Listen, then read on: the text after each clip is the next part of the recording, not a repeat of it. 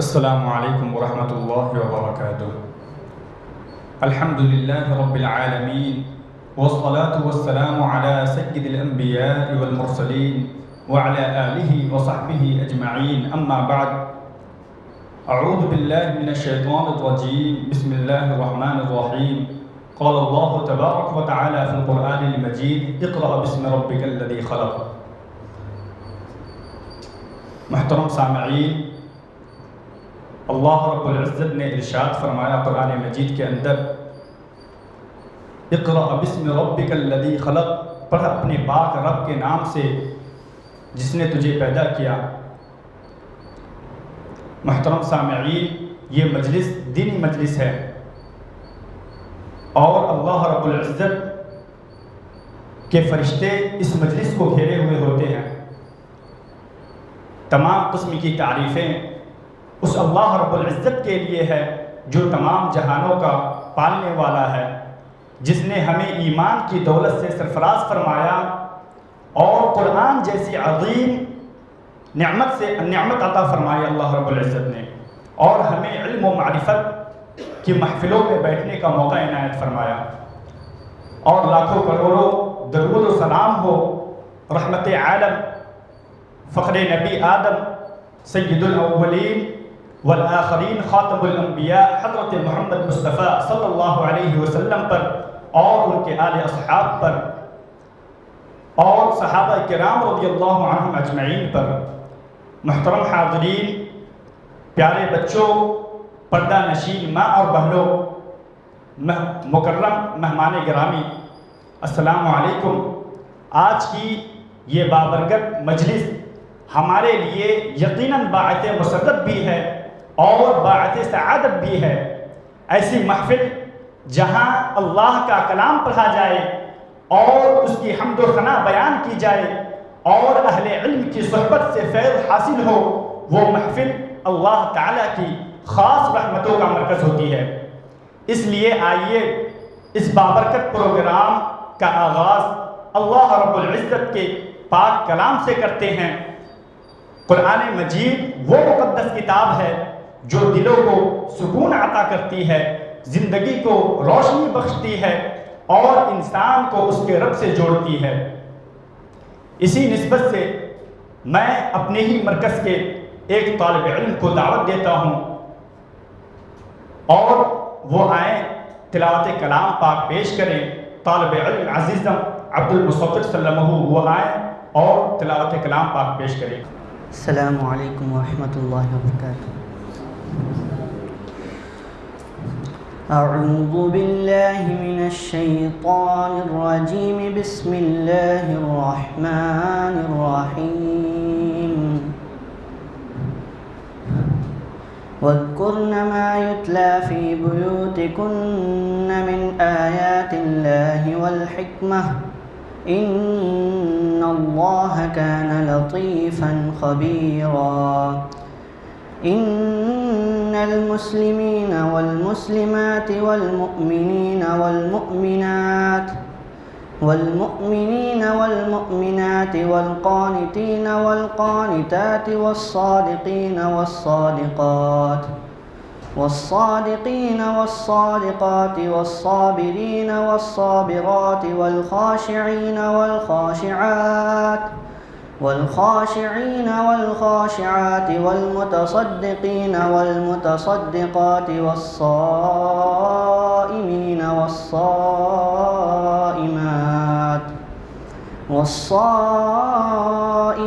والصائمات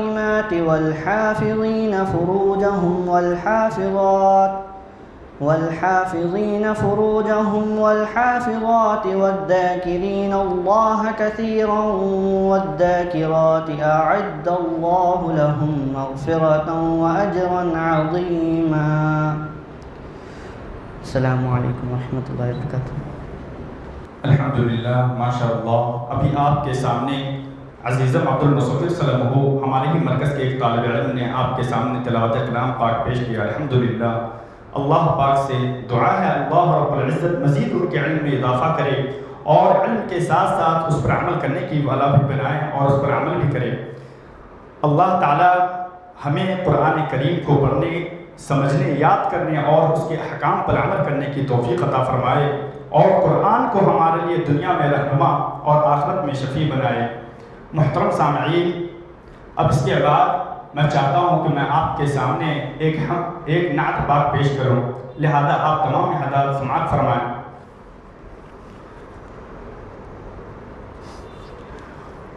وہ شہر محبت جہاں مصطفیٰ ہیں، وہیں گھر بنانے کو دل چاہتا ہے۔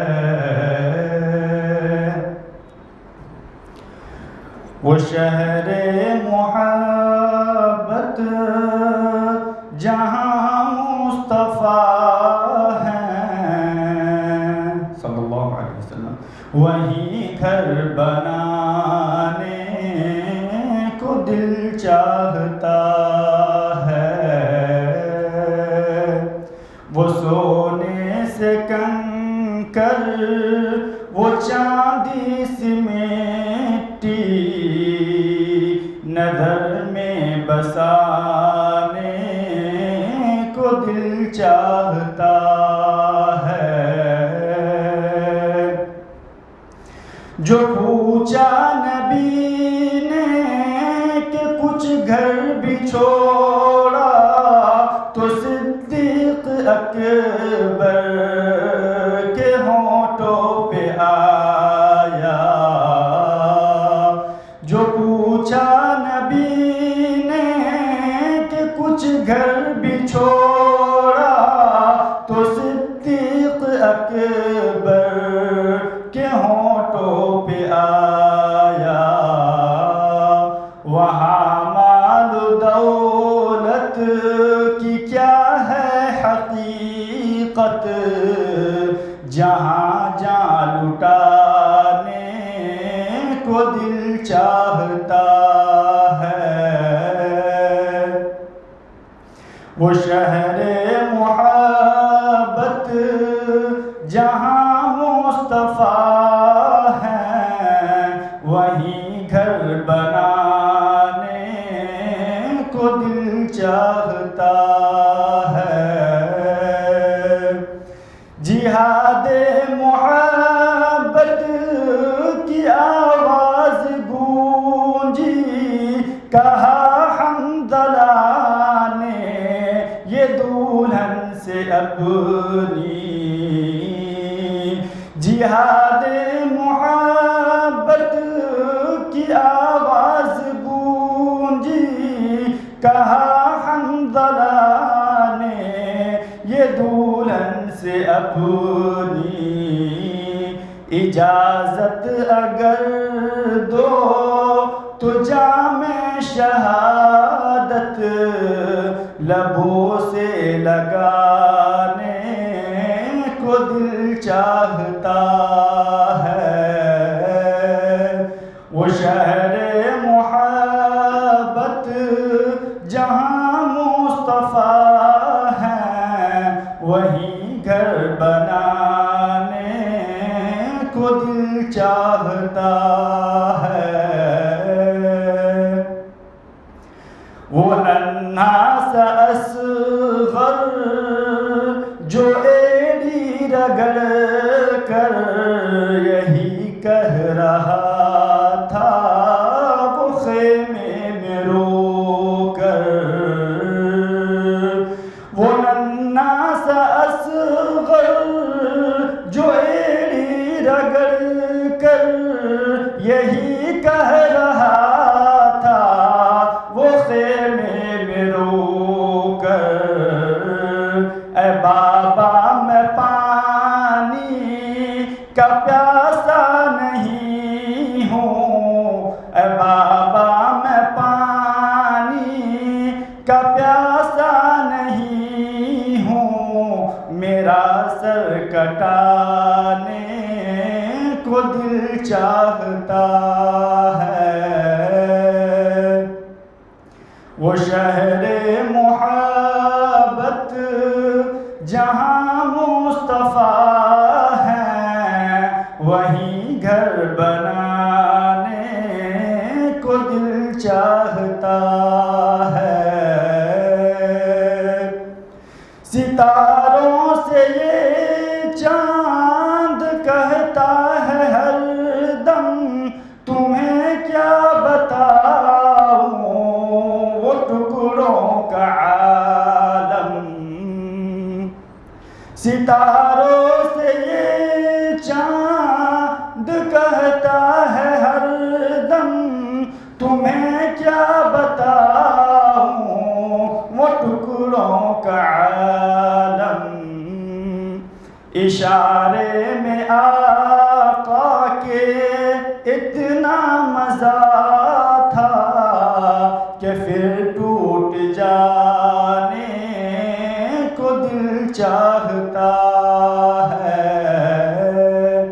وہ شہر محبت جہاں مصطفیٰ ہیں وہیں گھر بنانے کو دل چاہتا ہے،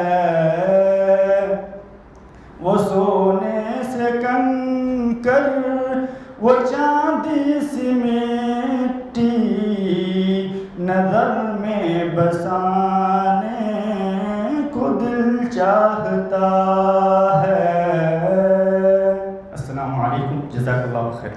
پروگرام کے اس مرحلے کو آگے بڑھاتے ہوئے جس کا یقیناً ہم سب کو انتظار ہے، آج ہماری اس مجلس کی خوشی اور رونق اس وقت مزید دوبالا ہو گئی ہے جب ہمارے درمیان ایک ایسی علمی، دینی اور تربیتی شخصیت موجود ہے جس کی تشریف آوری ہمارے لیے باعث اعزاز بھی ہے اور باعث سعادت بھی۔ محترم سامعین، میں سمجھتا ہوں کہ کسی صاحب علم کا تعارف چند الفاظ میں مکمل کرنا آسان نہیں، کیونکہ علم کی خوشبو کو الفاظ کے چند جملوں میں محدود نہیں کیا جا سکتا۔ تاہم موقع کی مناسبت سے ہمارے معزز مہمان کرام کا چند مختصر تعارف پیش کرنے کی سعادت حاصل کرتا ہوں۔ ہمارے محترم مہمان خصوصی فضیلت الشیخ جعفر علی صدیقی عمری مدینی حفظہ اللہ ورعاہ، جناب محترم کا تعلق ریاست تمل ناڈو کے معروف شہر پنامٹ سے ہے۔ آپ نے اپنی ابتدائی تعلیم اور حفظ قرآن کریم کی سعادت اپنے آبائی وطن پنامٹ ہی میں حاصل فرمائی۔ اس کے بعد مزید دینی و علمی تشنگی بجھانے کے لیے آپ معروف دینی درسگاہ جامعہ دارالسلام عمر آباد تشریف لائے۔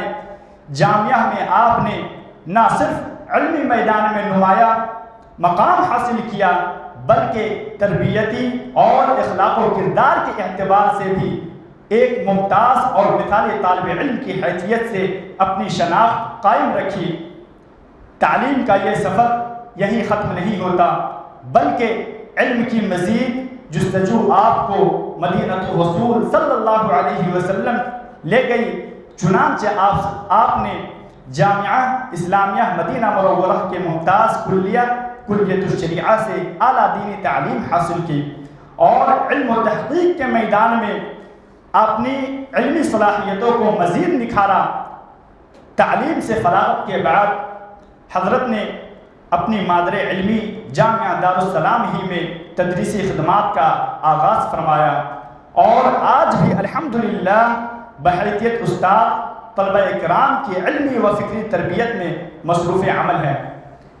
تدریس کے ساتھ ساتھ آپ مختلف اہم دینی، تعلیمی اور انتظامی ذمہ داریاں بھی بحسن خوبی انجام دے رہے ہیں۔ ساتھ ہی ساتھ آپ انجمن تہذیب الاخلاق کے باوقار صدر ہیں۔ اسی طرح سے شعبہ تعلیم القرآن میں بھی غیر حفاظ طلبہ کو حفظ کرانے شعبہ کی نگرانی اور ذمہ داریاں بھی آپ کے سپرد ہیں۔ اس کے علاوہ متعدد مساجد اور دینی و انتظامی نگرانی کی ذمہ داریاں بھی آپ انجام دے رہے ہیں۔ اور اسی طرح سے حضرت کی شخصیت کی ایک نمایاں خوبی یہ ہے کہ آپ نہایت جفاکش، متحرک اور باعمل عالم دین ہیں الحمدللہ۔ تدریس کے ساتھ ساتھ ہفتہ واری دروس، خطبات اور اسی طرح سے جمعہ کے خطبات اور مختلف علمی و دعوتی سرگرمیوں میں بھی مسلسل مصروف عمل رہتے ہیں۔ طلبہ کرام کے لیے آپ ایک شفیق استاد ہیں، ہمدرد مربی اور بہترین رہنما کی حیثیت رکھتے ہیں۔ آپ کی شخصیت طلبہ کے لیے علم کے ساتھ ساتھ اخلاق، کردار اور عمل کا بھی ایک نمونہ ہے۔ محترم سامعین، اللہ تعالیٰ نے آپ کو اردو، تمل اور عربی تینوں زبانوں پر عمدہ درس آپ مختلف عطا فرمائی ہے، جس کی وجہ سے آپ مختلف طبقات تک دین کی بات مؤثر انداز میں پہنچانے کی صلاحیت رکھتے ہیں۔ محترم حضرات، یہ مختصر تھا تعارف اس عظیم علمی شخصیت کے وسیع علمی و دعوتی سفر کا ایک معمولی سا خاکہ ہے۔ حقیقت یہ ہے کہ اہل علم کی خدمات کو چند جملوں میں بیان کرنا ممکن نہیں، اور اسی طرح سے اب میں چاہوں گا کہ اس پروگرام کے سب سے اہم اور بابرکت مرحلے کی طرف بڑھتا ہوں۔ ہم خوش نصیب ہیں کہ آج ہمیں حضرت کی علمی گفتگو سننے اور ان سے تجربات سے فائدہ اٹھانے اور ان کی قیمتی نصیحتوں سے اپنے دلوں کو منور کرنے کا موقع مل رہا ہے۔ لہذا میں نہایت ادب و احترام کے ساتھ فضیلت الشیخ جعفر علی صدیقی عمری مدنی حفظہ اللہ ورعاہ کو دعوت دیتا ہوں کہ وہ تشریف لائیں اور اپنے قیمتی ایمان افروز اور اصلاحی کلمات سے ہم سب کو مستفید فرمائیں۔ السلام علیکم، اہلا وسہلا ومرحبا۔ السلام علیکم ورحمۃ اللہ وبرکاتہ۔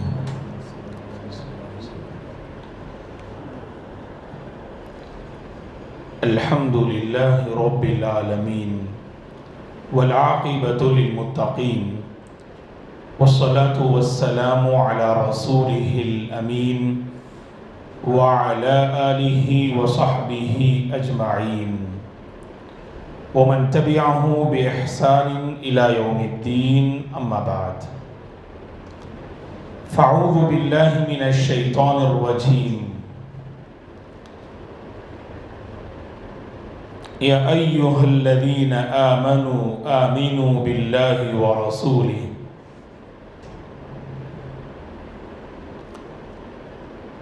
புகழனைத்தும் வானங்களையும் பூமிகளையும் படைத்த அல்லாஹ் ஒருவனுக்கே, அவனது சாந்தியும் சமாதானமும் எம் பெருமானார் நபிகள் நாயகம் ஸல்லல்லாஹு அலைஹி வஸல்லம் அவர்கள் மீதும் அவர்களை பின்பற்றிய உத்தம சத்திய சஹாபாக்களின் மீதும் தாபியீன் தபு தாபியீன்களின் மீதும் அல்லாஹ்வின் சாந்தியும் சமாதானமும் உண்டாகட்டுமாக, ஆமீன்।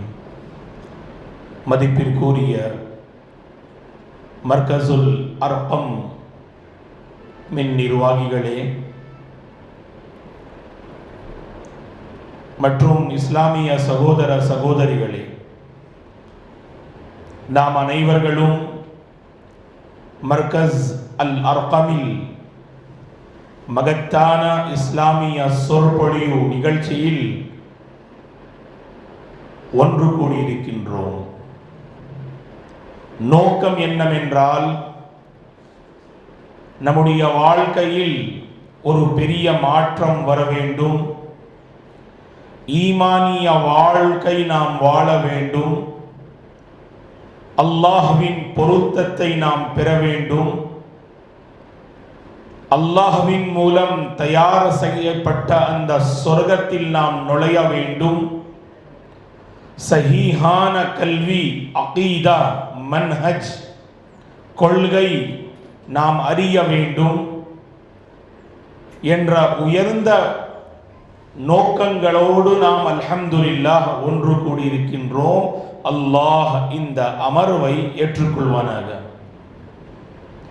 எல்லாம் வல்ல அல்லாஹ்வின் நல்லடியார்களே, இன்றைய காலத்தில் குறிப்பாக குழப்பங்கள் நிறைந்த இந்த காலத்திலே முஸ்லிம் சமுதாயத்திற்கு அருளப்பட்ட மிக பெரிய அருட்கொடை ஈமான்। இதில் எந்த ஒரு சந்தேகமும் அல்ல. முஸ்லிம் சமுதாயத்திற்கு அருளப்பட்ட ஒரு மிகப்பெரிய அருட்கொடை இந்த ஈமான், இஸ்லாமிய மார்க்கம். இறைமறையாம் திருக்குரானிலே அல் அராஃப் எனும் அத்தியாயத்தில் வரக்கூடிய ஒரு மகத்தான வசனம். அல்லாஹ் கூறுகிறான், நாளை மறுமை நாளிலே சொர்க்கவாசிகள் சொர்க்கத்தில் நுழைவார்கள். அவர்களுடைய நாவிலே வரக்கூடிய அந்த வார்த்தைகள் என்ன? அல்ஹம்துலில்லாஹி அல்லதி ஹதானா லிஹாதா வமா குன்னா லினஹ்ததிய லௌலா அன் ஹதானல்லாஹ். நேரான வழி நமக்கு கிடைத்தது, ஈமானிய வழி நமக்கு கிடைத்தது, சத்தியம் நிறைந்த வழி நமக்கு கிடைத்தது, சொர்க்கத்தின் வழி நமக்கு கிடைத்தது, அல்லாஹ்வின் பொருத்தத்தை பெறக்கூடிய வழி நமக்கு கிடைத்தது. எல்லா புகழும் இறைவனுக்கே. அல்ஹம்துலில்லாஹி அல்லதி ஹதானா லிஹாதா. அவனால் தான் நமக்கு இந்த ஹிதாயத்து கிடைத்தது. நமக்கு சுப்ஹானல்லாஹ் இந்த மகத்தான பாக்கியம் கிடைத்தது. கோடிக்கணக்கான மக்கள் இருக்கின்றார்கள், அவர்களுடைய சுப்ஹானல்லாஹ் வாழ்க்கையில் ஈமான் கிடையாது, ஏகத்துவம் கிடையாது. சிலைகளை வணங்கக்கூடிய ஒரு நிலைமையில் நாம் அவர்களை பார்க்கின்றோம். ஏகத்துவத்திற்கு முரண்பாடான செயல்களில் அவர்கள் மூழ்கி இருக்கின்றார்கள். இப்படிப்பட்ட நிலைமையில் அல்லாஹ் நமக்கு இந்த மகத்தான மார்க்கத்தை அல்லாஹ் அருளியுள்ளான். வல்லாஹி, அல்லாஹ்வின் மூலம் அருளப்பட்ட ஒரு மிகப்பெரிய அருள். இதை நாம் பாதுகாத்துக் கொள்ள வேண்டும். قالت الأعراب آمنا قل لم تؤمنوا ولكن قولوا أسلمنا ولما يدخل الإيمان في قلوبكم. நாட்டுப்புற வாசிகள் கூறினார்கள், நாம் முஃமின்கள் என்று. அல்லாஹ் கூறுகிறான், நீங்கள் முஃமின்கள் என்று கூறாதீர்கள். ஏன் நீங்கள் முஃமின்கள் என்று கூறாதீர்கள்? நாம் இஸ்லாத்தை ஏற்றுக்கொண்டோம் என்று நீங்கள் கூறுங்கள். காரணம் என்ன? ஈமான் சுப்ஹானல்லாஹ் ஒரு உயர்ந்த அந்தஸ்து. அந்த அந்தஸ்தை நாம் பெற வேண்டும் என்றால் சுப்ஹானல்லாஹ் வெளிப்படையான முறையில் எப்படி நாம் ஒரு முஸ்லிமாக வாழ்கின்றோமோ அதே போன்று நாம் உள்ளத்தாலும் மனதால் இந்த இஸ்லாமிய மார்க்கத்தை நாம் ஏற்றுக்கொள்ள வேண்டும். எத்தனை முஸ்லிம்கள் இருக்கின்றார்கள், பேருக்கு தான் முஸ்லிம், நடைமுறையில் அவர்களுடைய சுப்ஹானல்லாஹ் அன்றாட வாழ்க்கையில் இஸ்லாமிய மார்க்கத்தை நம்மால் காண முடியாது. ஒரு முஃமினின் அடையாளம் என்னவென்றால் இஸ்லாமிய சுப்ஹானல்லாஹ் போதனைகள் அவனுடைய வாழ்க்கையில் நாம் காணலாம். ஒரு முஃமினின் மிகப்பெரிய அடையாளமே இதுதான். இஸ்லாமிய மார்க்கம் அவனுடைய நாவில், இஸ்லாமிய மார்க்கம் அவனுடைய பார்வையில், இஸ்லாமிய மார்க்கம் அவனுடைய செவியில், இஸ்லாமிய மார்க்கம் அவனுடைய உள்ளத்தில், இஸ்லாமிய மார்க்கம் அவனுடைய குடுக்கல் வாங்குதலில், இஸ்லாமிய மார்க்கம் அன்றாட வாழ்க்கையில் நடைமுறையில் அவன் கொண்டு வருவான். இவன் தான் முஃமின். வலம்மா யதுகுலில் ஈமானு ஃபீ குலூபிக்கும். அல்லாஹ் கூறுகின்றான், ஈமான் உங்களுடைய உள்ளங்களில் நுழையவில்லை, ஈமான் உங்களுடைய உள்ளங்களில் நுழையவில்லை, ஆகவே நீங்கள் மோமின் என்று கூறாதீர்கள். எல்லாம் வல்ல அல்லாஹ்வின் நல்லடியார்களே, இன்றைய காலத்தில் பிரச்சனையே இதுதான். இஸ்லாமிய மார்க்கம் இருக்கின்றது, ஈமானிய வாழ்க்கை இருக்கின்றது, புத்தகங்களிலே அந்த வாழ்க்கை இருக்கின்றது. முன் வாழ்ந்த நல்லடியார்கள், சலஃபுமார்கள், அவர்கள் ஈமானிய வாழ்க்கை வாழ்ந்தார்கள். எங்கே இருக்கின்றது? அல்லாஹு அக்பர். புத்தகங்களிலே நாம் பார்க்கின்றோம் அவர்களுடைய வாழ்க்கையை. புத்தகங்களில் சுப்ஹானல்லாஹ் படிக்கக்கூடிய நேரம் இன்றைய காலத்தில் மக்களுக்கு கிடையாது. அவர்கள் இஸ்லாத்தை அறிந்து கொள்வதற்காக முஸ்லிம்களை பார்க்கின்றார்கள், ஈமானை அறிந்து கொள்வதற்காக முஃமின்களை பார்க்கின்றார்கள். ஒரு முஃமினின் கொடுக்கல் வாங்குதல் எப்படி இருக்க வேண்டும், எப்படி இருக்கின்றது, ஒரு முஃமினின் சிந்தனை எப்படி இருக்க வேண்டும், எப்படி இருக்கின்றது, ஒரு முஃமினின் தனிமை எப்படி இருக்க வேண்டும், எப்படி இருக்கின்றது என்று ஒவ்வொரு முஸ்லிமும் சற்று சுய பரிசோதனை செய்ய வேண்டும். இது போன்ற அமர்வுகளில் நமக்கு கிடைக்கின்ற பாக்கியமே இதுதான். இந்த அமர்வுகளில் அல்ஹம்துலில்லாஹ் நம்முடைய உள்ளங்களில் ஒரு மாற்றம் வருகின்றது. நம்முடைய ஈமானிய நிலையில் ஒரு பெரிய மாற்றம் வருகின்றது. ஏனென்றால் ஈமானை பற்றி மார்க்க அறிஞர்கள் கூறுகின்றார்கள், அல் ஈமானு யஸீது வ யன்குஸ், அல் ஈமானு யஸீது பித்தாஆதி வ யன்குஸ் பில் மஆசி. நன்மையான காரியங்களில் நீங்கள் ஈடுபட்டால் உங்களுடைய ஈமான் அதிகரிக்கின்றது. அல்லாஹ்விற்கு மாறு செய்யும் பொழுது ஈமானில் குறைபாடு ஏற்படுகின்றது. விபச்சாரம் செய்யும் பொழுது ஈமானில் குறைபாடு ஏற்படுகின்றது. பொய் பேசும் பொழுது ஈமானில் குறைபாடு ஏற்படுகின்றது. மோசடி செய்யும் பொழுது ஈமானில் குறைபாடு ஏற்படுகின்றது. ஆபாசமான காரியங்களை பார்க்கும் பொழுது ஈமானில் குறைபாடு ஏற்படுகின்றது. பிறருக்கு கஷ்டத்தை கொடுக்கும் பொழுது ஈமானில் குறைபாடு ஏற்படுகின்றது. தொழுகை விஷயத்தில் அலட்சியமாக இருக்கும் பொழுது ஈமானில் குறைபாடு ஏற்படுகின்றது. பள்ளி வாசல்களோடு நம்முடைய தொடர்பில் குறைவு ஏற்பட்டால் ஈமானில் குறைவு ஏற்படுகின்றது. ஆகவே நாம் சற்று சுய பரிசோதனை செய்ய வேண்டும். என்னுடைய ஈமானின் நிலை என்ன, உங்களுடைய ஈமானின் நிலை என்ன? சலஃபுமார்கள் கூறுவார்கள், தால் நுமின் பினாசா, வாருங்கள் நாம் ஒன்று இணைந்து நம்முடைய ஈமானை நாம் சற்று சுய பரிசோதனை செய்வோம். ஈமானிய வாழ்க்கை வாழ்வதற்கு முயற்சி செய்வோம். அந்த கவலையோடு சுப்ஹானல்லாஹ் அவர்கள் ஒன்று சுப்ஹானல்லாஹ் கூடி சற்று நேரம் மறுமை வாழ்க்கையை பற்றி, ஏகத்துவத்தை பற்றி, அல்லாஹ்வின் மகத்துவத்தை பற்றி, இஸ்லாத்தின் மகத்துவத்தை பற்றி அவர்கள் பேசுவார்கள். நேரம் இருக்கின்றதா? இன்றைய காலத்தில் கிடையாது.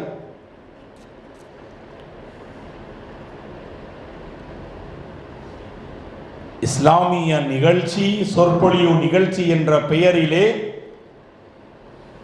ஒரு செய்தி வருகின்றது என்றால் எத்தனை முஸ்லிம் மக்கள் கவனம் செலுத்துகின்றார்கள்? இல்லை. ஏனென்றால் மன்னிக்க வேண்டும், ஈமான் மறுமை வாழ்க்கை நம்முடைய உள்ளத்தில் கிடையாது. அந்த பலமான ஈமான் நம்முடைய உள்ளத்தில் கிடையாது. சஹாபா பெருமக்கள் வாழ்க்கையை மறுமைக்காக அவர்கள் அர்ப்பணித்து விட்டார்கள். அல்லாஹ்வின் தூதருடைய சுப்ஹானல்லாஹ் அமர்விலே அமர்ந்து, அல்லாஹ்வின் தூதருடைய சுப்ஹானல்லாஹ் மஜ்லிஸிலே அமர்விலே அமர்ந்து அல்லாஹ்வின் தூதரிடம் கல்வியை கற்றுக்கொண்டார்கள். ஆனால் இன்றைய காலத்தில் மாஷா அல்லாஹ் சந்தர்ப்பங்கள் இருந்த பின்பும் அந்த சந்தர்ப்பங்களை நாம் பயன்படுத்துவது கிடையாது. ஷைத்தானுடைய சூழ்ச்சி. ஷைத்தானுடைய இரண்டு முக்கியமான சூழ்ச்சிகள் இருக்கின்றன. முதல் சூழ்ச்சி என்னவென்றால், அவன் உங்களை நன்மையான பாதையிலிருந்து முற்றிலும் தூரமாக்குவதற்கு முயற்சி செய்வான். நீங்கள் நன்மை செய்ய வேண்டும், நன்மையை நாடி நீங்கள் விரைந்து வரும் பொழுது உங்களுடைய உள்ளத்தில் பல சிந்தனைகளை அவன் ஏற்படுத்துவான், பல குழப்பங்களை அவன் ஏற்படுத்துவான். ஷைத்தானுடைய சூழ்ச்சி இது. இறைமறையாம் திருக்குரானிலே அல்லாஹ் அல் பக்ரா எனும் அத்தியாயத்தில் கூறுகின்றான், யா அய்யுஹல்லதீன ஆமனு துகுலூ ஃபிஸ்ஸில்மி காஃப வலா தத்தபிஉ குதுவாத்திஷ் ஷைத்தான் இன்னஹு லகும் அதுவ்வும் முபீன். ஈமான் கொண்டவர்களே, நீங்கள் இஸ்லாத்தில் முழுமையான முறையில் நீங்கள் நுழைந்து விடுங்கள். சிலர் பள்ளிவாசலில் இருக்கும் பொழுது மோமினாக அவர்கள் திகழ்வார்கள். ஆனால் அந்த வெளி உலகத்திலே அல்லாஹ் தான் பாதுகாக்க வேண்டும். அந்த ஈமானிய ஆடையை கலட்டி அவர்கள் வாழ்வார்கள். நற்குணங்களின் ஆடையை அவர்கள் கலட்டி அவர்கள் வாழுவார்கள். உதுகுலு ஃபிஸ்ஸில்மி காஃபா, ஈமான் கொண்டவர்களே நீங்கள் இஸ்லாத்தில் முழுமையான முறையில் நுழைந்து விடுங்கள். யாரை நீங்கள் பின்பற்றாதீர்கள். வலா தத்தபியு குதுவாதி ஷைத்தான், ஷைத்தானுடைய அடிச்சுவடுகளை நீங்கள் பின்பற்றாதீர்கள். ஏன்? இன்னஹு லகும் அதுவும் முபீன், நிச்சயமாக இந்த ஷைத்தான் உங்களுக்கு ஒரு பகிரங்கமான விரோதி. யாரை பின்பற்றுமோ அவரை நாம் பின்பற்றுவது கிடையாது. யாரை பின்பற்றக்கூடாதோ அவரை நாம் பின்பற்றுகின்றோம். யாரை பின்பற்ற வேண்டும்? அல்லாஹ்வின் தூதரை நாம் பின்பற்ற வேண்டும். அல்லாஹ்வின் தூதரை நாம் பின்பற்றுகின்றோம் என்றால் அல்லாஹ்வின் தூதர் மகத்தான வாழ்க்கை அவர்கள் வாழ்ந்தார்கள். சஹாபா பெருமக்களுக்கு இந்த மகத்தான மார்க்கத்தை அழகான முறையில் எடுத்து வைத்தார்கள். சஹாபா பெருமக்கள் அந்த மகத்தான மார்க்கத்தின் பால் தன்னுடைய வாழ்க்கை அவர்கள் அமைத்துக் கொண்டார்கள். ஆனால் இன்றைய காலத்திலே பாருங்கள், அல்லாஹ்வின் தூதரை நாம் நேசிக்கின்றோம் என்ற பெயரிலே முஸ்லிம்களில் பலர் மீலாத் எனும் நிகழ்ச்சியை அவர்கள் நடத்துகின்றார்கள். ஜஷ்னு மீலாத், மீலாதின் நபி. அந்த மீலாதுன் நபி எனும் தவறான பிதாவில் மூழ்கி இருக்கக்கூடிய முஸ்லிம் சமுதாயம் தெளிவான முறையில் அவர்களுக்கு தெரியும், மார்க்கத்தில் அனுமதிக்கப்படாத ஒரு விஷயம், அல்லாஹ்வின் தூதருடைய வழிமுறை அல்ல, சஹாபா பெருமக்களுடைய வழிமுறை அல்ல, சஹாபாக்களுடைய வழிமுறை அல்ல, தாபிஈன் தபு தாபிஈன்களுடைய வழிமுறை அல்ல, மார்க்க அறிஞர்களின் ஒரு மித்த கருத்து. அல்லாஹ்வின் தூதர் ரபியுல் அவ்வல் மாதத்தின் 12ஆம் தேதியில் அவர்கள் மரணித்தார்கள் என்று, பிறந்த தேதியில் கருத்து வேறுபாடுகள் இருக்கின்றன. இருந்த பின்பும் மக்களை நீங்கள் பாருங்கள், எந்த நாளில் அவர்கள் சந்தோஷத்தை கொண்டாடுகின்றார்கள்? அல்லாஹ்வின் தூதர் மரணித்த அந்த நாளிலே. ஷைத்தானுடைய சூழ்ச்சி இதுதான். அல்லாஹ் பாதுகாக்க வேண்டும். ஷைத்தானுடைய சூழ்ச்சி பாருங்கள், எந்த நாளில் நபிகள் நாயகம் ஸல்லல்லாஹு அலைஹி வஸல்லம் அவர்கள் மரணித்தார்களோ அந்த நாளிலே இவர்கள் என்ன செய்கின்றார்கள்? சுப்ஹானல்லாஹ், நிகழ்ச்சிகளை கொண்டு சந்தோஷத்தை வெளிப்படுத்துகின்றார்கள். அல்லாஹ்வின் தூதருடைய நேசத்தை ஒரு வருடத்தில் ஒரு முறை வெளிப்படுத்துகின்றார்கள். அவர்களுடைய சுப்ஹானல்லாஹ் முகத்தை பாருங்கள், ஆடையை பாருங்கள், கொடுக்கல் வாங்குதலை பாருங்கள், தனிமையை பாருங்கள், அவர்களுடைய வாழ்க்கையை பாருங்கள். அல்லாஹ் தான் பாதுகாக்க வேண்டும். ஒரு சுன்னாவும் அவர்கள் கடைபிடிப்பது கிடையாது. ஒரு சுன்னா வருடத்தில் ஒரு முறை நான் அல்லாஹ்வின் தூதரை நேசிக்கின்றேன். வல்லாஹி ஓபன் சேலஞ்ச் இது. 300 வருடங்கள் வரலாற்றை நீங்கள் புரட்டி பாருங்கள். 300 இயர்ஸ், 300 வருடங்கள் நீங்கள் வரலாற்றை புரட்டி பாருங்கள். அல்லாஹ்வின் தூதர், சஹாபா பெருமக்கள், தாபிஈன்கள், அத்பாஉ தாபிஈன்கள் அவர்கள் பிறந்த நாளை கொண்டாடினார்கள் என்ற ஒரு ஆதாரத்தை நீங்கள் கொண்டு வாருங்கள். வல்லாஹில் அஸீம், மர்கஸல் அர்கமில் இன்ஷா அல்லாஹ் ஜஷ்னு மீலாத் நாம் கொண்டு வருவோம்.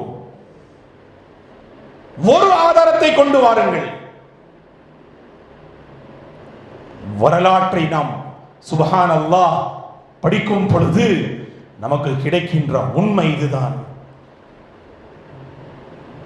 4ஆம் நூற்றாண்டிலே இஸ்லாமிய மார்க்கத்தில் பல பிரச்சனைகள் ஏற்பட்டன. முஸ்லிம் என்ற பெயரிலே விரோதிகள் இஸ்லாத்தின் நுழைந்து இந்த மகத்தான மார்க்கத்தை அவர்கள் என்ன செய்தார்கள்? இதில் புதிதான விஷயங்களை அவர்கள் கொண்டு வந்தார்கள். பித்அத் எனும் இந்த சுப்ஹானல்லாஹ் செயல் 4ஆம் நூற்றாண்டிலே ஆரம்பமானது. ஹைருல் குரூனி கர்னி சும்மல் லதீன யலூனஹும் சும்மல் லதீன யலூனஹும். ஆகவே எல்லாம் வல்ல அல்லாஹ்வின் நல்லடியார்களே, ஈமானிய வாழ்க்கை நாம் வாழ்கின்றோம் என்று நாம் நாவினால் கூறுகின்றோம். ஆனால் பிரச்சனை எங்கே என்று தெரியுமா? யாரை நாம் பின்பற்ற வேண்டுமோ அவரை நாம் பின்பற்றுவது கிடையாது. யாரை நாம் பின்பற்றக் கூடாதோ அவனை நாம் பின்பற்றுகின்றோம். ஒரு பக்கம் ஷைத்தானுடைய சூழ்ச்சி, மறுபக்கம் மனோ இச்சையின் ஒரு மிகப்பெரிய குழப்பம், ஃபித்னா. ஃபித்னத்து ஷஹ்வாத் வ ஃபித்னத்து ஷுபஹாத். ஷைத்தானுடைய சூழ்ச்சி, அதை நாம் பின்பற்றுகின்றோம். மனோ இச்சையை நாம் பின்பற்றுகின்றோம். ومن أضل ممن اتبع هواه بغير هدى من الله أرأيت من اتخذ إلهه هواه என்று அல்லாஹ் இறைமறியாம் திருக்குரானிலே தெள்ளித் தெளிவான முறையில் அல்லாஹ் கூறுகின்றான். உங்களுடைய ஆத்மாவை, குறிப்பாக இந்த நஃப்ஸ் அம்மாராவை நீங்கள் பின்பற்றாதீர்கள். தீமையை கொண்டு ஏவக்கூடிய அந்த நஃப்ஸ் ஆத்மா, தீமையை கொண்டு ஏவக்கூடிய அந்த ஆத்மாவை நீங்கள் பின்பற்றாதீர்கள். உங்களுடைய மறுமை வாழ்க்கைக்கு ஒரு பெரிய ஆபத்து ஏற்படும், ஒரு பெரிய ஆபத்து ஏற்படும். ஆகவே எல்லாம் வல்ல அல்லாஹ்வின் நல்லடியார்களே, ஈமானிய வாழ்க்கை நாம் வாழ வேண்டும் என்றால் நாம் மனதால் இஸ்லாமிய மார்க்கத்தை நாம் ஏற்றுக்கொள்ள வேண்டும். இதனை நாம் கண்ணியப்படுத்த வேண்டும், இதனை நாம் அறிய வேண்டும். 3 விடயங்களை நான் உங்களுக்கு மத்தியில் எடுத்து வைத்தேன். முதலாவது, நாம் மனதால் இதை ஏற்றுக்கொள்ள வேண்டும். அல்ஹம்துலில்லாஹ், நான் முஸ்லிம், நான் முஃமின். அல்லாஹ்வின் மூலம் அருளப்பட்ட இந்த ஈமான், இந்த இஸ்லாம், இந்த கொள்கை, இதை நான் பாதுகாத்துக் கொள்வேன் சுப்ஹானல்லாஹ் என்ற ஆர்வம் நம்முடைய உள்ளங்களில் வர வேண்டும்.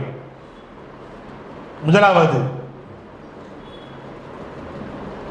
இரண்டாவது, இந்த இஸ்லாமிய மார்க்கத்தை நாம் கண்ணியப்படுத்த வேண்டும். எப்படி நாம் கண்ணியப்படுத்துவது? நடைமுறையில் கொண்டு வரும் பொழுது அல்ஹம்துலில்லாஹ் நாம் இந்த இஸ்லாமிய மார்க்கத்தை கண்ணியப்படுத்துகின்றோம் என்பதற்கு ஒரு அடையாளம். கண்ணியப்படுத்த வேண்டும். சஹாபா பெருமக்கள் இஸ்லாமிய மார்க்கத்தை கண்ணியப்படுத்தினார்கள். ஏனென்றால் அவர்கள் நடைமுறையில் கொண்டு வந்தார்கள்.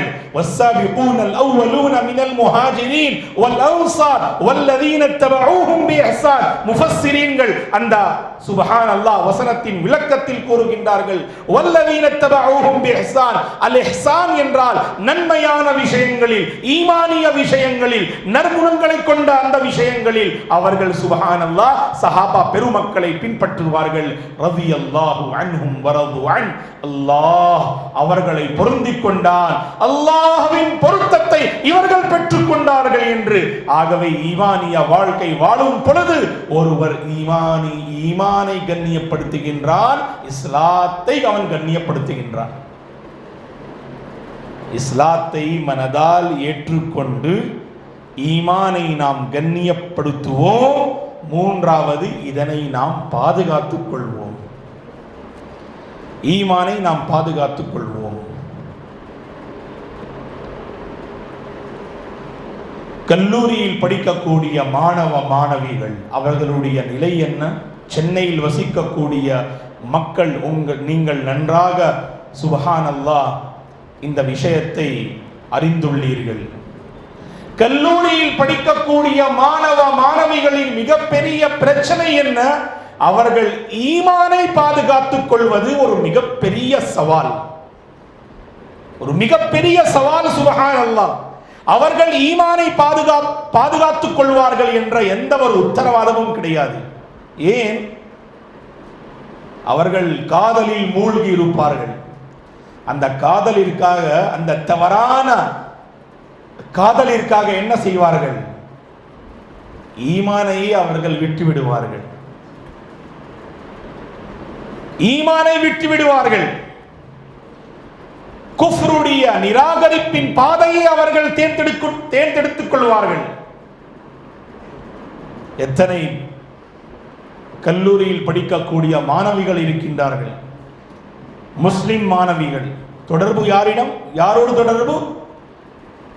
ஒரு காஃபிர் இளைஞனிடம் தொடர்பு இருக்கின்றது. அல்லாஹ் பாதுகாக்க வேண்டும், அல்லாஹ் பாதுகாக்க வேண்டும். நிலைமை பாருங்கள். எல்லாம் வல்ல அல்லாஹ்வின் அடியார்களை கவலைப்படக்கூடிய ஒரு விஷயம். அல்லாஹ்விற்காக உங்களுடைய சந்ததிகளை, உங்களுடைய குழந்தைகளை நீங்கள் ஏகத்துவத்தை கற்றுத்தாருங்கள். இன்றைய காலத்திலே குழந்தைகளுக்கு ஏகத்துவம், ஈமான், இஸ்லாம் கற்றுக் கொடுப்பது மிக மிக அவசியமான ஒரு விஷயம். இல்லையெனில் இந்த சந்ததியில் எந்த ஒரு மாற்றமும் வராது. ஒரு சிறந்த தலைமுறையை நாம் உருவாக்க வேண்டும் என்றால் அல்லாஹு அக்பர், அவர்களுடைய ஈமானிய வாழ்க்கையை கொண்டு நாம் கவலைப்பட வேண்டும். இன்றைய குழந்தைகள் நாளைய தலைமுறை இவர்கள்தான். வரலாற்றை எழுதக்கூடிய மக்கள் இவர்கள். சமுதாயத்திலே மாற்றத்தை கொண்டு வரக்கூடிய சந்ததிகள் இவர்கள். இவர்களுடைய விஷயத்தில் அல்லாஹ்விற்காக அலட்சியமாக இருக்காதீர்கள். சிலர் எஜுகேஷன் என்ற பெயரிலே, கல்வி என்ற பெயரிலே என்ன செய்கின்றார்கள்? அவர்களுடைய மறுமை வாழ்க்கையை மறந்து விடுகின்றார்கள். ஒரு டிகிரி ஹோல்டர், ஒரு இளைஞன், அவரிடம் நாம் கேட்கின்றோம், உங்களுடைய சுப்ஹானல்லாஹ் கல்வி எஜுகேஷனை பற்றி நீங்கள் சொல்லுங்கள். பெரிய பெரிய டிகிரி அவர்கள் கூறுவார்கள்.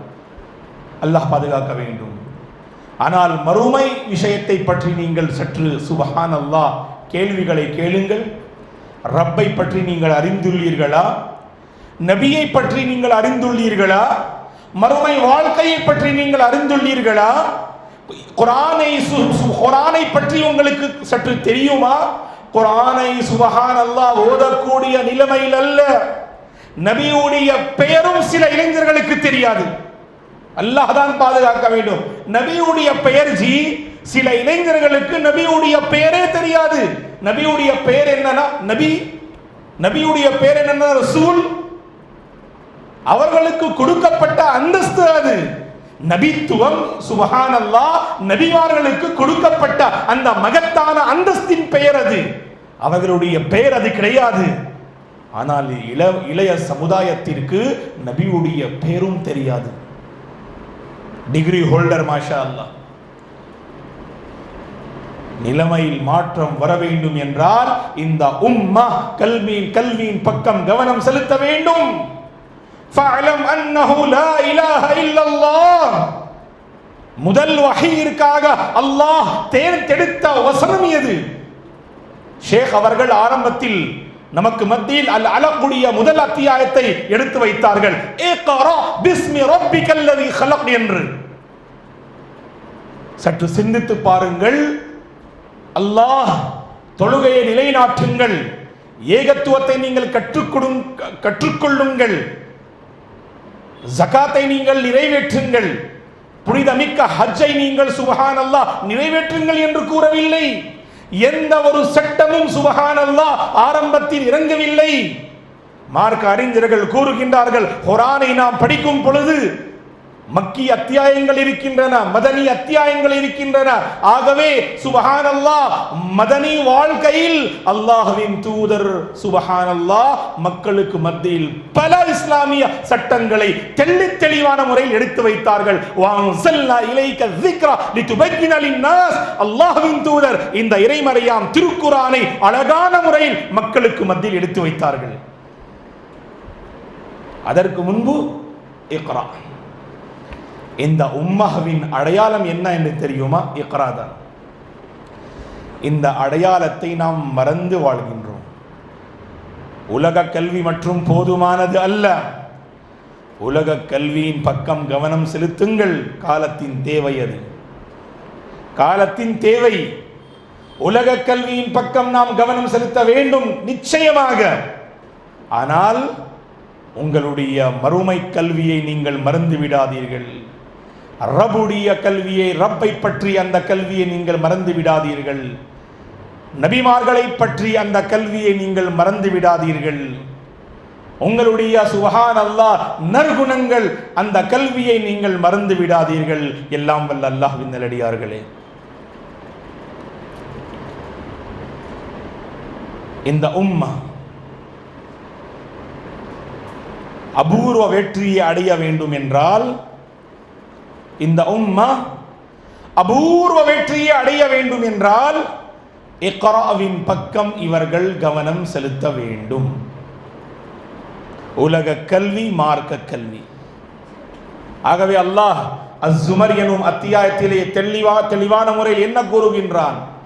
அறிந்தவர்களும் அறியாதவர்களும் சமமா? குல் ஹல் யஸ்தவில் லதீன யஅலமூன வல்லதீன லா யஅலமூன் இன்னமா யததக்கரு உலுல் அல்பாப். நபியே, நீங்கள் கூறிவிடுங்கள், அறிந்தவர்கள் அறியாதவர்கள் சமமா? நிச்சயமாக இவர்கள் சமமானவர்கள் அல்ல. அறிந்தவர்களுடைய நாவை நீங்கள் பாருங்கள், அறியாதவர்களுடைய நாவை நீங்கள் பாருங்கள். அறிந்தவர்களுடைய பார்வையை நீங்கள் பாருங்கள், அறியாதவர்களுடைய பார்வையை நீங்கள் பாருங்கள். அறிந்தவர்களுடைய சிந்தனையை நீங்கள் பாருங்கள், அறியாதவர்களுடைய சிந்தனையை நீங்கள் பாருங்கள். அறிந்தவர்களுடைய குடுக்கல் வாங்குதலை நீங்கள் பாருங்கள், அறியாதவர்களுடைய குடுக்கல் வாங்குதலை நீங்கள் பாருங்கள். வல்லாஹில் அஸீம், இவர்களுக்கு மத்தியில் ஒரு பெரிய மாற்றத்தை நீங்கள் சுப்ஹானல்லாஹ் காண்பீர்கள். ஏன் என்றால் கல்வி ஒரு சிறந்த தலைமுறையை உருவாக்குகின்றது. கல்வி சிந்தனையில் ஒரு பெரிய மாற்றத்தை கொண்டு வருகின்றது. கல்வி உள்ளத்தில் ஒரு பெரிய சுப்ஹானல்லாஹ் மாற்றத்தை கொண்டு வருகின்றது. கல்வியின் மூலம்தான் நாம் வெற்றியை அடைய முடியும். குறிப்பாக மாணவர்களே, நீங்கள் படிக்கக்கூடிய அந்த கல்வியின் பக்கம் நீங்கள் கவனம் செலுத்த வேண்டும். இன்றைய மாணவர்களுக்கு என்ன தேவை? புத்தகங்கள் கிடையாது, மொபைல் கொடுத்து விடுங்கள், உலகமே அவர்களுடைய கையில் இருக்கின்றது. உலகமே அவர்களுடைய கையில் இருக்கின்றது. சுப்ஹானல்லாஹ், புத்தகங்களை நாம் படிக்க வேண்டும், முயற்சிகளை நாம் செய்ய வேண்டும். குறிப்பாக இந்த கல்விற்காக தியாகங்கள் செய்ய வேண்டும். தியாகங்கள் செய்யும் பொழுதுதான் வல்லாஹி ஒரு பெரிய மாற்றம் நம்முடைய சமுதாயத்திலே உருவாகும். ஆகஸ்ட் 15 ஆகஸ்டுடைய மாத சுப்ஹானல்லாஹ் மாதத்தின் இந்த தினத்திலே நாம் இருக்கின்றோம். இந்தியாவிற்கு சுதந்திரம் கிடைத்தது. சுதந்திரம் ஏன் கிடைத்தது என்று தெரியுமா? ஒரே ஒரு முக்கியமான காரணம் என்னவென்றால், உலமா பெருமக்கள், முஸ்லிம்கள், முஸ்லிம் அல்லாதவர்கள் சுப்ஹானல்லாஹ் ஒன்று கூடியவர்கள் பல தியாகங்களை செய்தார்கள். அந்த தியாகங்களின் ரிசல்ட் தான் இந்த சுப்ஹானல்லாஹ் விடுதலை. இந்தியாவிற்கு சுதந்திரம் கிடைத்தது என்றால் முஸ்லிம்கள், முஸ்லிம் அல்லாதவர்களுடைய தியாகங்கள் தான். இன்றைய காலத்தில் பிரச்சனை என்ன?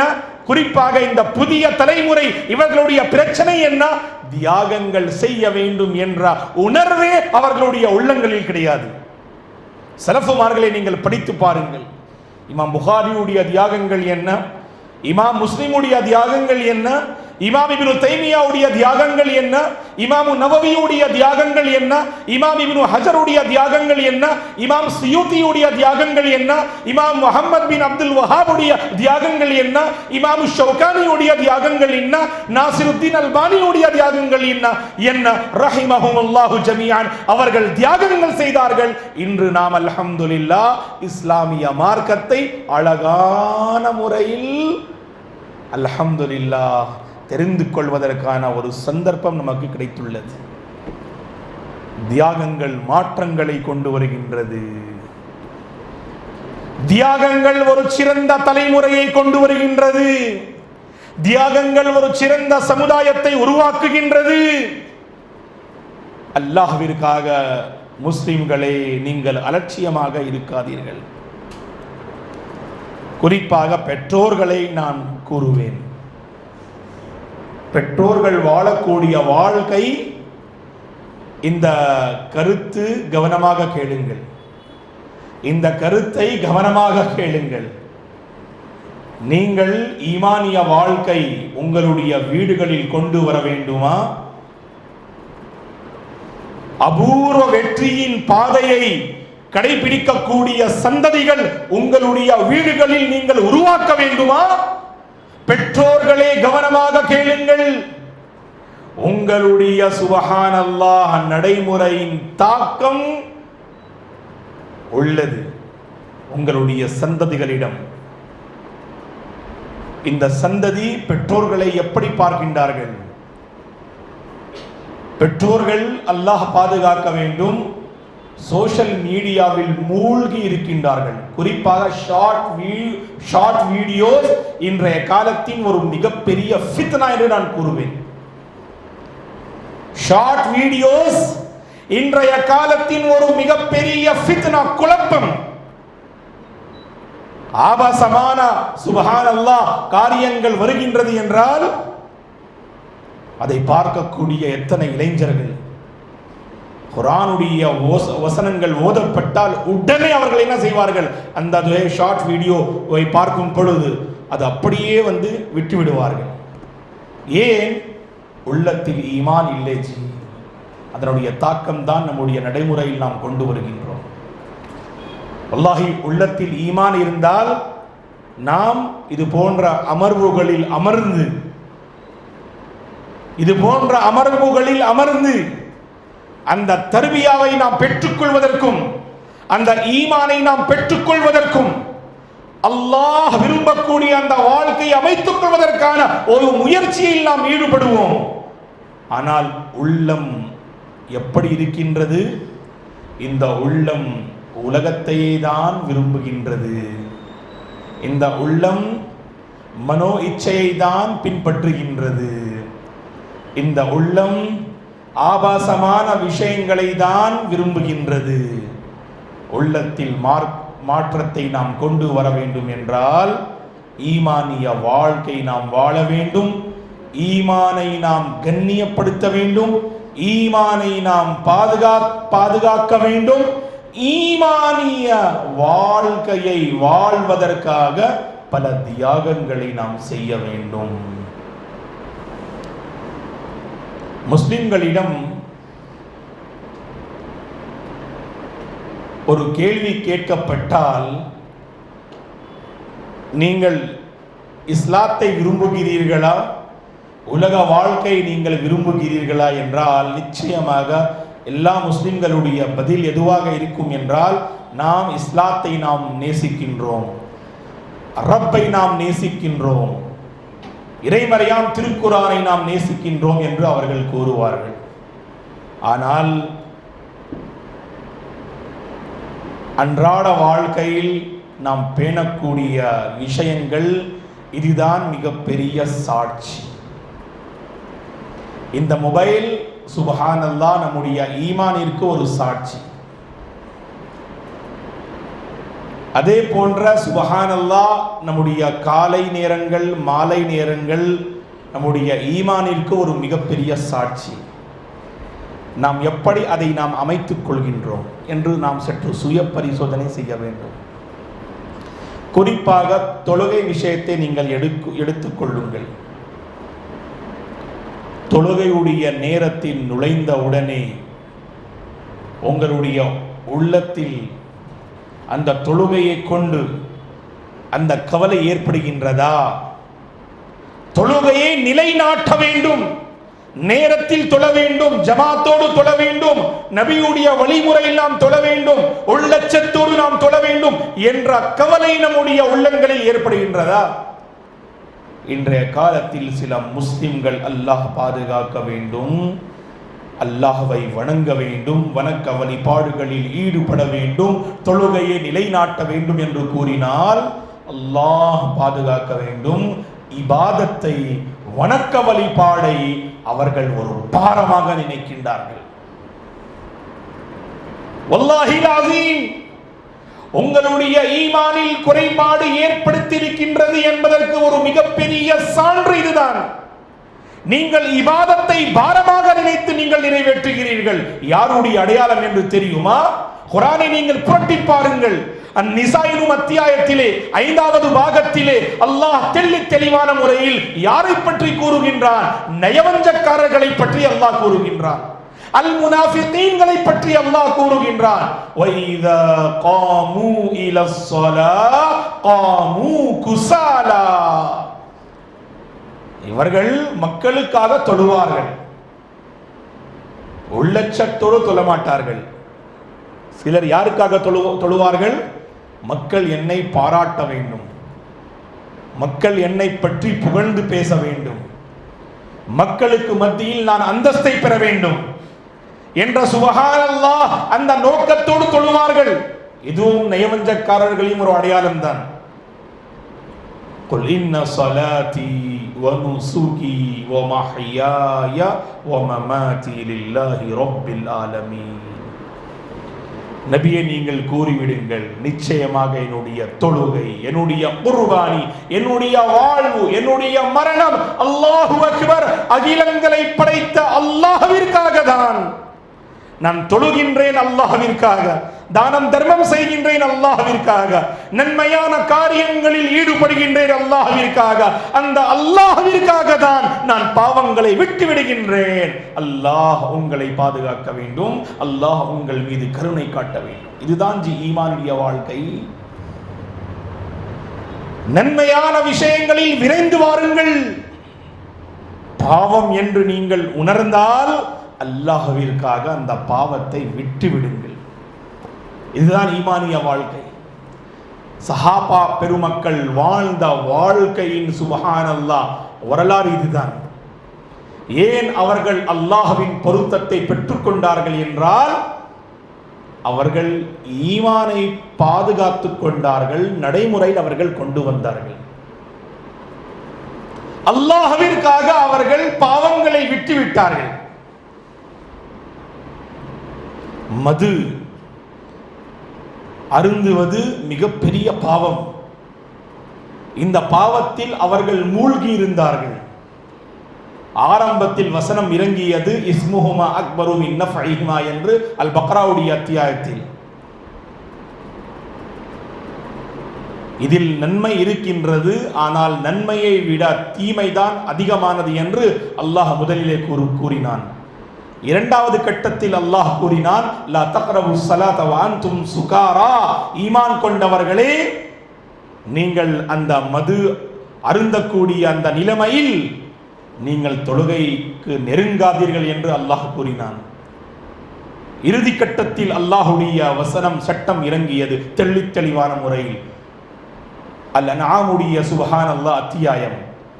யா அய்யுஹல்லதீன ஆமனு இன்னமல் ஹம்ரு வல் மைசிரு வல் அன்சாபு வல் அஸ்லாமு ரிஜ்சும் மின் அமலி ஷைத்தான் ஃபஜ்தனிபூ லஅல்லகும் துஃப்லிஹூன். ஈமான் கொண்டவர்களே, இந்த மது அருந்துவது ஒரு மிகப்பெரிய பாவம், இது ஷைத்தானுடைய ஒரு செயல், அதை நீங்கள் விட்டு விடுங்கள், நீங்கள் அபூர்வ வெற்றியை அடைந்து விடுவீர்கள் என்று அல்லாஹ் அந்த வசனத்திலே கூறுகின்றான்.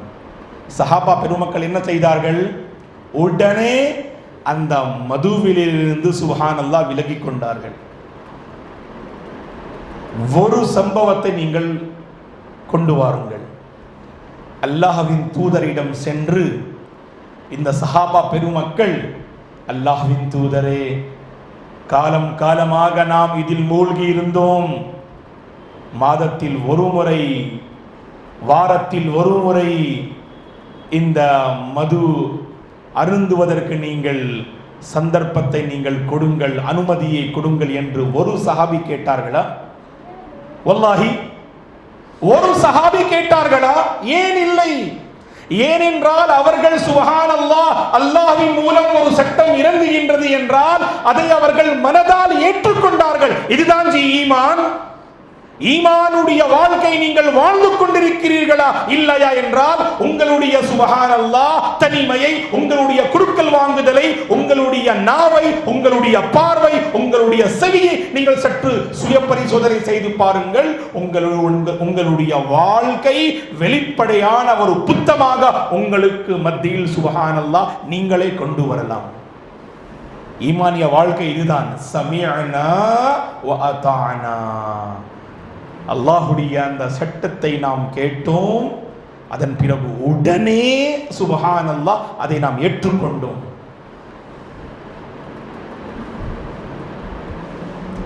அன்றாட வாழ்க்கையில் ஒரு பிரச்சனை ஏற்படுகின்றது. உலமா பெருமக்கள் ஆதாரங்களின் அடிப்படையில் இது சத்தியம், இது அசத்தியம், இது அனுமதிக்கப்பட்ட ஒரு விஷயம், இது அனுமதிக்கப்படாத ஒரு விஷயம், இது சுன்னா, இது பிதஅஹ் என்று அவர்கள் தெளிவான முறையில் எடுத்து வைக்கின்றார்கள். அந்த நிலைமையில் நம்முடைய சிந்தனை என்ன? சுன்னாவை நாம் கடைபிடிக்கின்றோமா?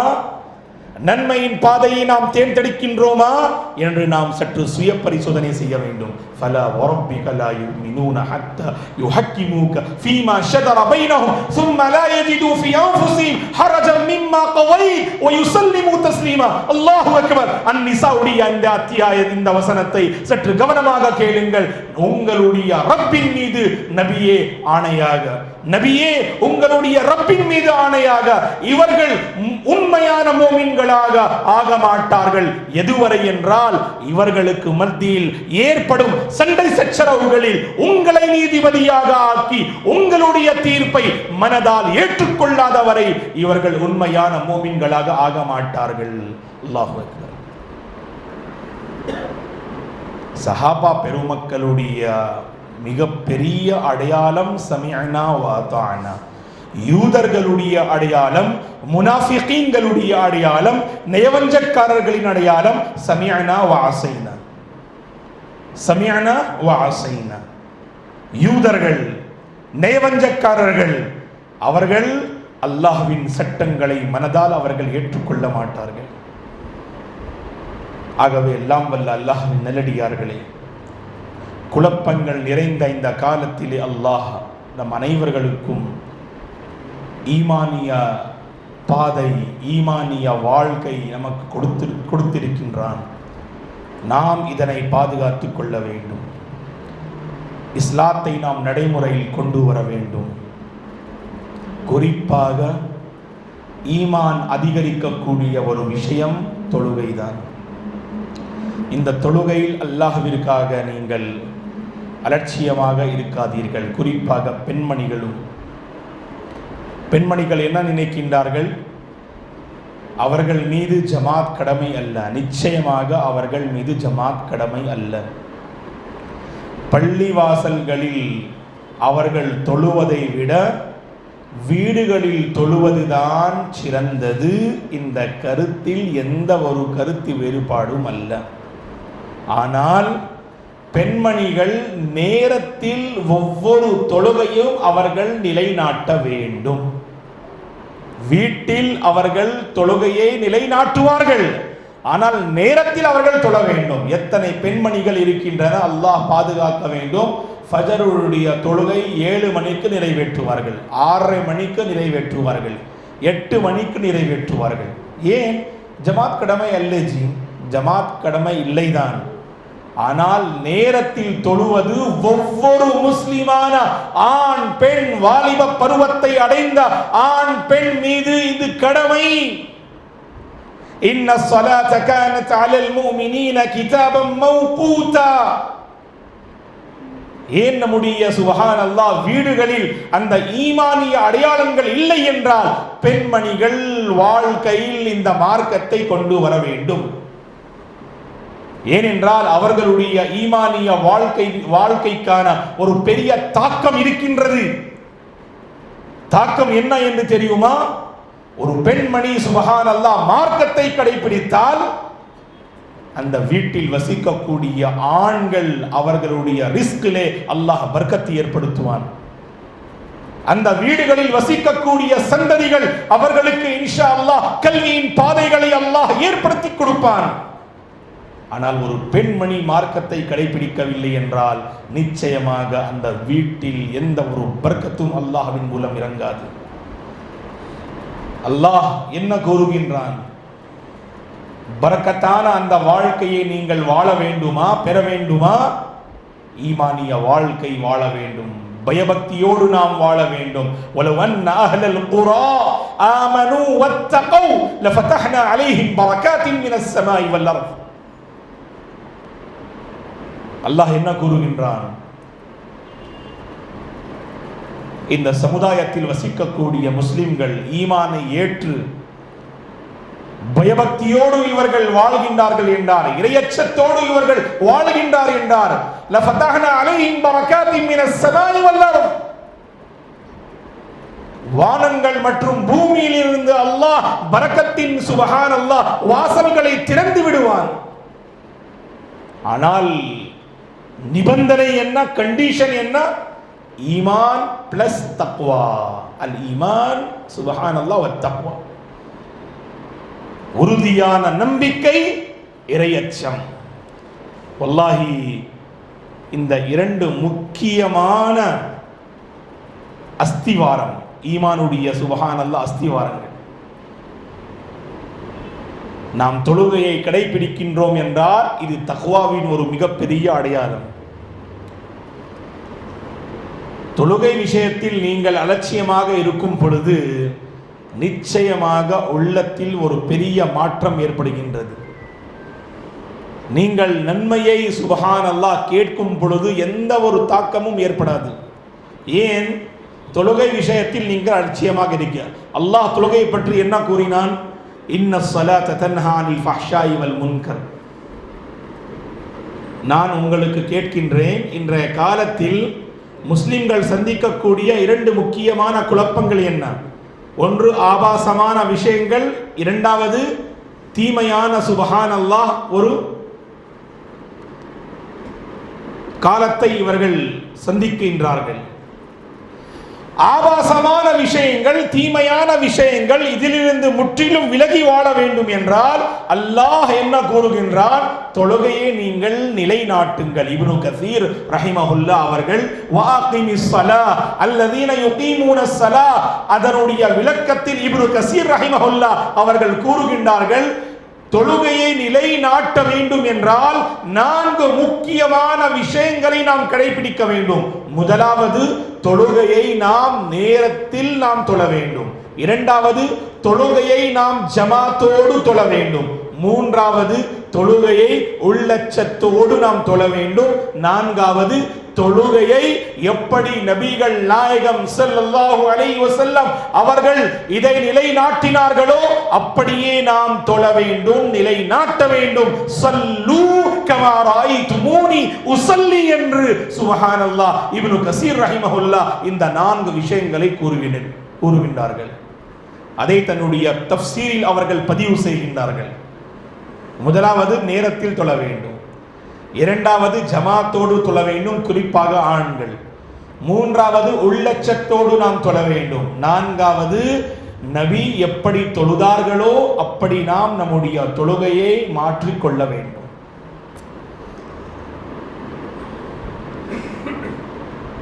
நபியுடைய ஒரு சுப்ஹானல்லாஹ் வழிமுறை வருகின்றது என்றால் அல்லாஹ்விற்காக அதை நீங்கள் ஏற்றுக்கொள்ளுங்கள். நபியை நாம் நேசிக்கின்றோம் என்றால் இது ஒரு முக்கியமான அம்சம். இது உடனே தாமதம் செய்யாதீர்கள். இன்ஷா அல்லாஹ் வரக்கூடிய வருடத்தில் நான் கடைபிடிப்பேன், வரக்கூடிய மாதத்தில் கடைபிடிப்பேன், வரக்கூடிய வாரத்தில் கடைபிடிப்பேன் கிடையாது. உங்களுக்கு ஆதாரங்களின் அடிப்படையில் ஒரு சுன்னஹவை ஒரு ஆலிம் எடுத்து வைத்தார் என்றால் அதை நீங்கள் ஏற்றுக்கொள்ள வேண்டும். எதை நாம் விட வேண்டும்? அந்த பிதாவை நாம் விட வேண்டும். பிதாவை நாம் விடும். சுப்ஹானல்லாஹ், பிதாவிலிருந்து நாம் பாவம் மன்னிப்பு நாம் தேடுகின்றோம் என்றால் சுன்னாவுடைய பாதை நமக்கு இலகுவாக அல்லாஹ் ஆக்குகின்றான். ஏன் நாம் சுன்னாவை ஏற்றுக்கொள்வது கிடையாது என்றால் பிதாவில் இந்த உம்மஹ் மூழ்கி இருக்கின்றது. லா இலாஹ இல்லல்லாஹ்வை பற்றி நீங்கள் மார்க்க அறிஞர்களிடம் ஒரு முக்கியமான கருத்து அவர்கள் பகிர்ந்து கொள்வார்கள். அது நீங்கள் அறிந்துள்ளீர்கள். எந்த கருத்து என்றால் லா இலாஹ இல்லல்லாஹ்வில் முதலில் தஹ்லியா, இரண்டாவது தஹ்லியா. அல்லாஹ் என்ன கூறுகின்றான்? லா இலாஹ வணக்கத்திற்கு உண்மையான தகுதியானவன் யாரும் இல்லை இல்லல்லாஹ், அல்லாஹ்வை தவிர. ஆகவே லா இலாஹ இல்லல்லாஹ் இந்த கலிமாவிலே அல்லாஹ் முதலில் எதை கூறுகின்றான்? முதலில் நாம் ஷிர்கை விட வேண்டும். அப்பொழுதுதான் ஏகத்துவத்தை நம்மால் ஏற்றுக்கொள்ள முடியும். பிதாஹவை விட்டுவிட வேண்டும். அப்பொழுதுதான் சுன்னாவை நாம் ஏற்றுக்கொள்ள முடியும். தீமையை நாம் விட்டுவிட வேண்டும். அப்பொழுதுதான் நன்மையை நாம் ஏற்றுக்கொள்ள முடியும். அசத்தியத்தை நாம் விட்டுவிட வேண்டும். அப்பொழுதுதான் சத்தியத்தை நம்மால் ஏற்றுக்கொள்ள முடியும். நீங்கள் பிதாவில் மூழ்கி சுன்னாவை ஏற்றுக்கொள்ள வேண்டும் என்றால், அசத்தியத்தில் இருந்து சத்தியத்தை நீங்கள் அறிய வேண்டும் என்றால் அந்த பாக்கியம் நமக்கு கிடைக்காது. ஏன் முனாஃபிகீன்களுக்கு ஹிதாயத்து கிடைக்கவில்லை? சற்று கவனமாக நீங்கள் பாருங்கள். ஏனென்றால் அவர்களுடைய உள்ளத்தில் சுப்ஹானல்லாஹ் குஃப்ர் இருந்தது. அவர்களுடைய உள்ளத்தில் நிராகரிப்பு இருந்தது.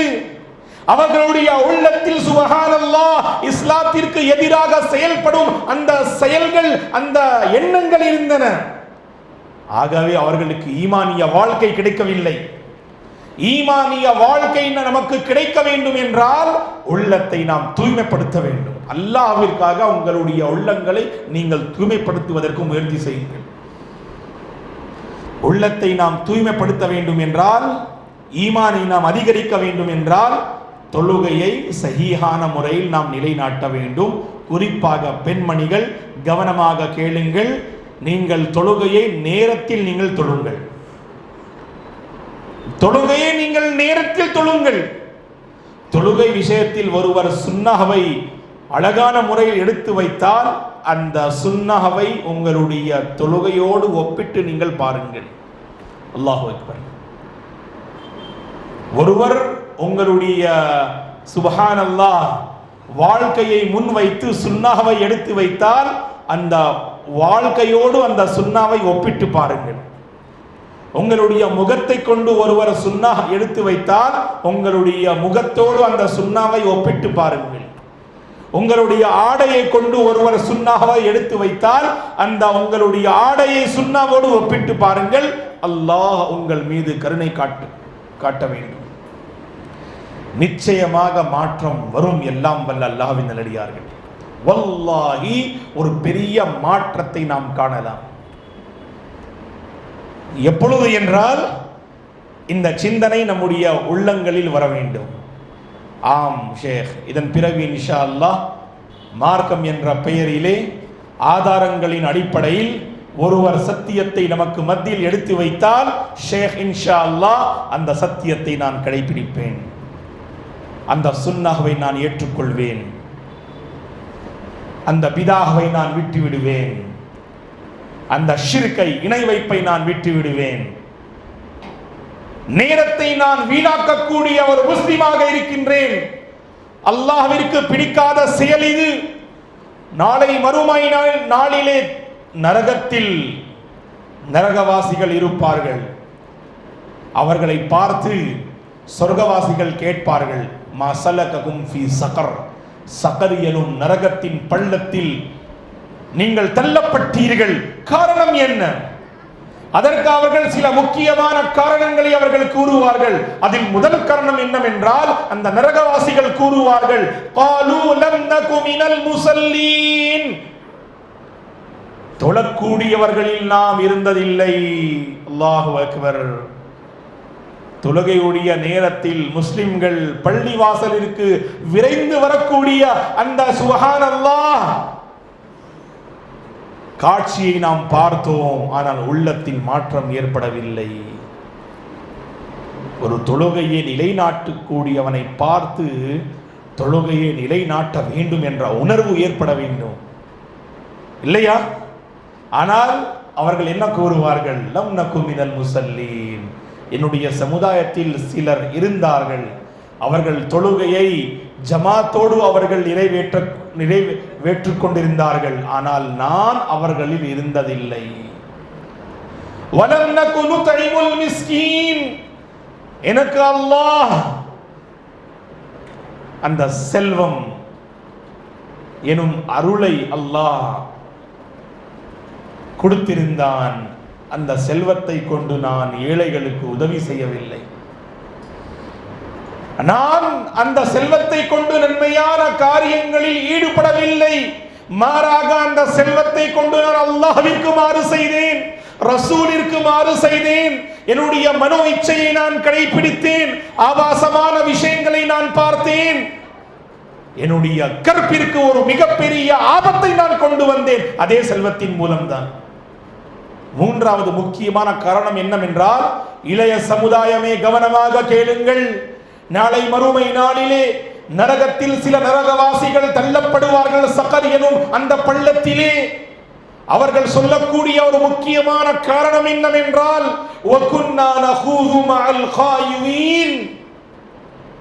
எவர்கள் நேரங்களை வீணாக்கக்கூடியவர்களாக இருந்தார்களோ அவர்களோடு இணைந்து நாமும் நேரத்தை வீணாக்கிவிட்டோம்.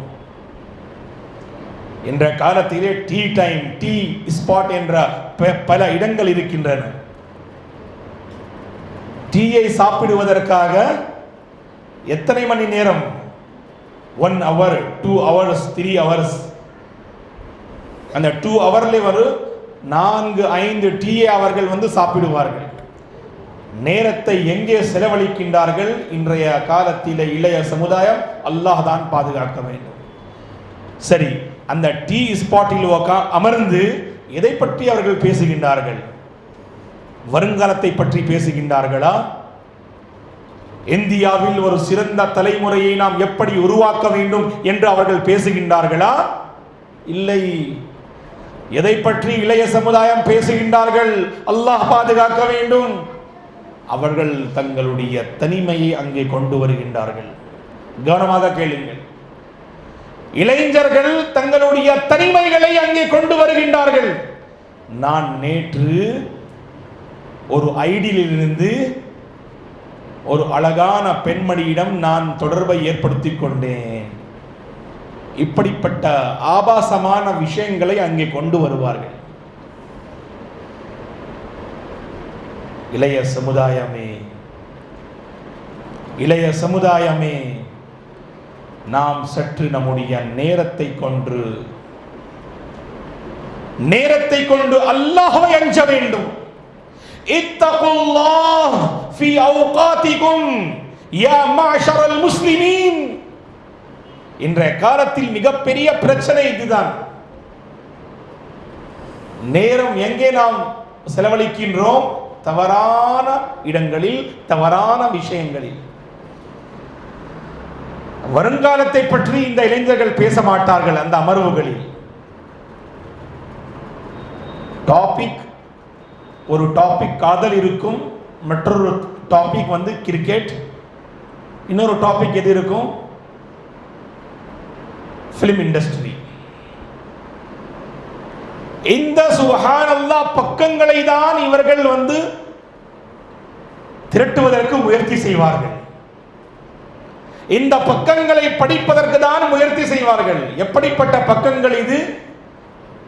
உங்களுடைய ஃபியூச்சருக்கு இந்த பக்கங்கள் ஒரு மிகப்பெரிய ஆபத்து. அதை நீங்கள் அறிய வேண்டும். இல்லையா? காதலை பற்றி பேசுவார்கள், கிரிக்கெட்டை பற்றி பேசுவார்கள், பிலிம் இண்டஸ்ட்ரியை பற்றி பேசுவார்கள். எந்த மூவி வந்தது, எந்த பாட்டு நல்லா இருக்கின்றது, எந்த மூவி எப்படி, அதனுடைய கதை என்ன என்று இந்த இளைய சமுதாயத்தை நீங்கள் சற்று கேட்டு பாருங்கள். உங்களுடைய சுப்ஹானல்லாஹ் நபியுடைய வாழ்க்கை வரலாறு உங்களுக்கு தெரியுமா? சஹாபாக்கள் சுப்ஹானல்லாஹ் இஸ்லாத்திற்காக செய்த அந்த தியாகங்களை பற்றி நீங்கள் அறிந்துள்ளீர்களா? வல்லாஹில் அஸீம் கிடையாது. ஒரு சஹாபியுடைய பெயரும் சரியான முறையில் உச்சரிக்க இவர்களுக்கு சுப்ஹானல்லாஹ் அந்த பாக்கியம் கிடைக்கவில்லை. எப்படி மாற்றம் வரும்? எல்லாம் வல்ல அல்லாஹ்வின் நல்லடியார்களே, நிலைமையில் மாற்றம் வர வேண்டும் என்றால் ஒவ்வொரு முஸ்லிமும் தன்னுடைய வாழ்க்கையில் மாற்றத்தை கொண்டு வர வேண்டும். ஈமானிய வாழ்க்கை தான் எல்லா பிரச்சனைகளுக்கு சொல்யூஷன், எல்லா பிரச்சனைகளுக்கு தீர்வு ஈமானிய வாழ்க்கை. அதை நாம் வாழ்வதற்கு முயற்சி செய்ய வேண்டும். வல்லாஹி ஈமானின் மூலம்தான் ரப்பை நாம் நெருங்க முடியும், சொர்க்கத்தை நாம் அடைய முடியும், அல்லாஹ்வின் பொருத்தத்தை நம்மால் பெற முடியும். நபிகள் நாயகம் ஸல்லல்லாஹு அலைஹி வஸல்லம் அவர்களுடைய நெருக்கத்தை ஹஷருடைய மைதானத்திலும் சொர்க்கத்திலும் நம்மால் அடைய முடியும் இன்ஷா அல்லாஹ். அந்த ஈமானிய வாழ்க்கை நாம் வாழ வேண்டும் என்றால் இது போன்ற அமர்வுகள் அதற்கு முக்கியத்துவம் நாம் கொடுக்க வேண்டும். தொழுகையை நாம் சஹீஹான முறையில் நிறைவேற்ற வேண்டும். குர்ஆனை நாம் சுப்ஹானல்லாஹ் அதிகமான முறையில் நாம் ஓத வேண்டும். மாஷா அல்லாஹ், குர்ஆன் படிக்கக்கூடிய மாணவர்கள் இல்லையா? நீங்கள் குர்ஆன் படிக்கக்கூடிய மாணவர்கள், நாம் இந்த இறைமறையாம் திருக்குர்ஆனை பலமாக நாம் பிடித்துக் கொள்ள வேண்டும். இன்ன ஹாதல் குர்ஆன யஹ்தி லில்லதி ஹிய அக்வம். வல்லாஹி, அல்லாஹ்வின் மூலம் அல்லாஹ்வின் தூதருக்கு அருளப்பட்ட ஒரு மிகப்பெரிய அற்புதம், ஒரு சிறந்த அற்புதம். அல்லாஹ்வின் தூதருக்கு பல அற்புதங்கள் கிடைத்தன. அதிலே ஒரு மிகப்பெரிய அற்புதம் என்ன என்று தெரியுமா? இந்த இறைமறையாம் திருக்குர்ஆன் தான். உமர் பின் கத்தாப் ரலியல்லாஹு அன்ஹு அவர்களுக்கு ஹிதாயத்து கிடைத்தது இந்த இறைமறையாம் திருக்குர்ஆனின் மூலம்தான். ஃபுதைல் பின் ஐயாத் ரஹிமஹுல்லாஹ் 2ஆம் நூற்றாண்டின் மிகச் சிறந்த ஒரு மார்க்க அறிஞர். இவர்களுடைய வாழ்க்கையிலும் ஒரு பெரிய மாற்றம் வந்தது என்றால் இறைமறையாம் திருக்குர்ஆனின் அல் ஹதீத் அத்தியாயத்தின் வரக்கூடிய வசனத்தை இவர்கள் கேட்டார்கள். அலம் யஅனி லில்லதீன ஆமனூ அன் தக்ஷா குலூபுஹும் லிذிக்ரில்லாஹ். ஈமான் கொண்டவர்களுக்கு நேரம் இதுவரை வரவில்லையா? அவர்களுடைய உள்ளங்கள் அல்லாஹ்வுடைய zikriற்கு முன்பு சுப்ஹானல்லாஹ்